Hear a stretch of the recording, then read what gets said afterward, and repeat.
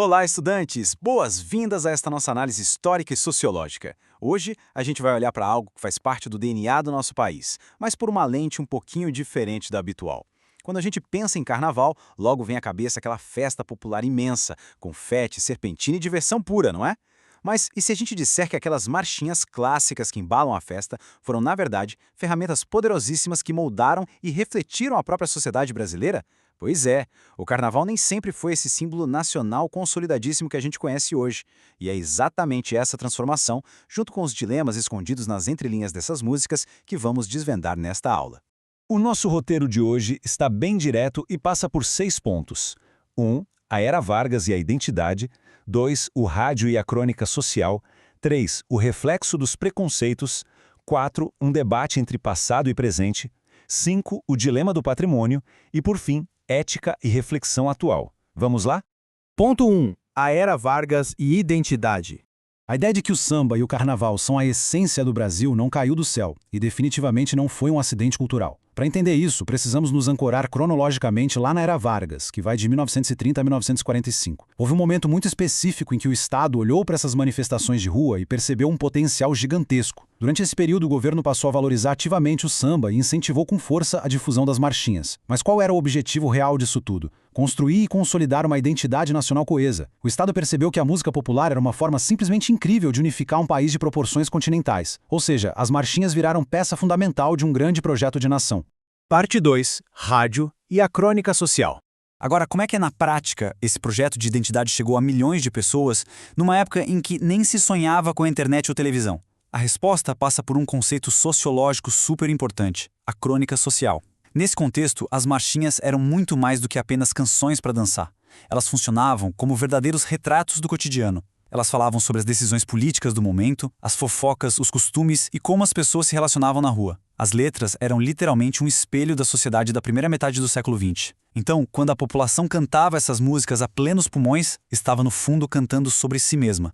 E o que fazia uma marchinha grudar tanto na cabeça das pessoas? A fórmula era imbatível. Letras incrivelmente simples, muito bom humor e uma facilidade enorme de memorização. Além de tocarem sem parar nas festas populares, o apelo visual era imenso. As capas de discos e os cartazes de carnaval daquela época traziam ilustrações super vibrantes, coloridas e caricaturais que capturavam perfeitamente essa energia contagiante. Mas o grande motor de tudo isso foram os programas de rádio, que viviam a sua era de ouro. O rádio pegava essa crônica social e levava direto para as salas de estar de pessoas em todos os cantos do Brasil, criando uma vivência cultural totalmente compartilhada.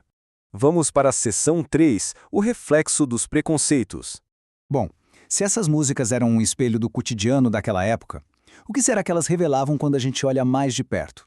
O que elas mostravam era a profunda naturalização do preconceito. Para os nossos estudos de sociologia, esse conceito é chave.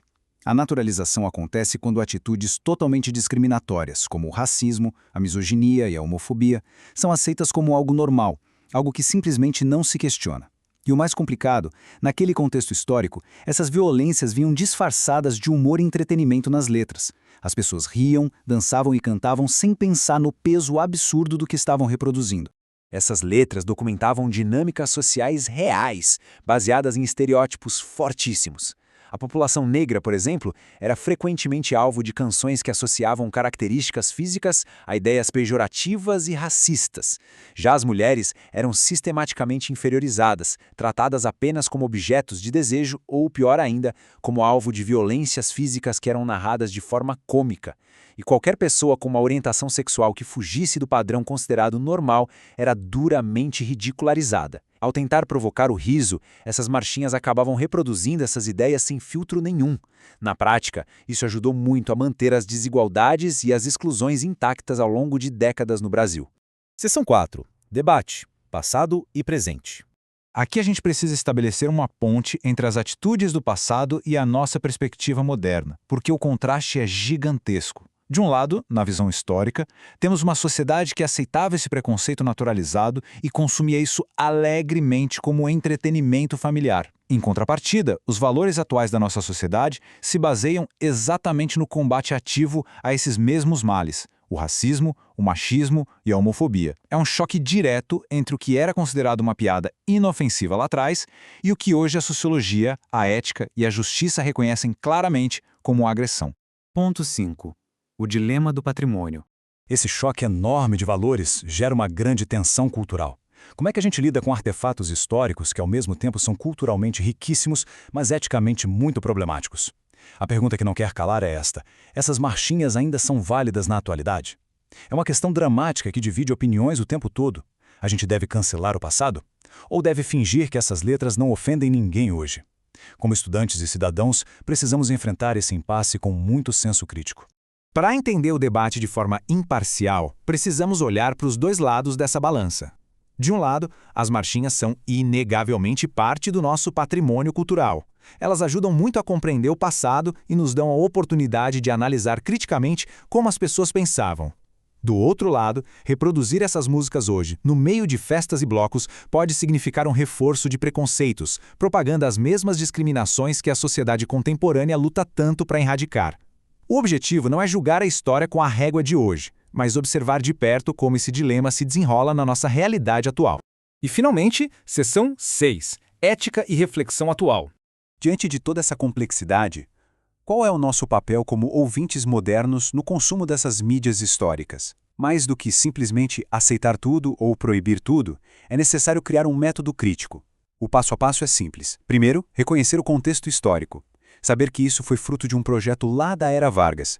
Segundo, refletir sobre a desigualdade social, usando essas letras para entender as raízes da exclusão no Brasil. E o terceiro, que é o mais importante, não reproduzir a discriminação.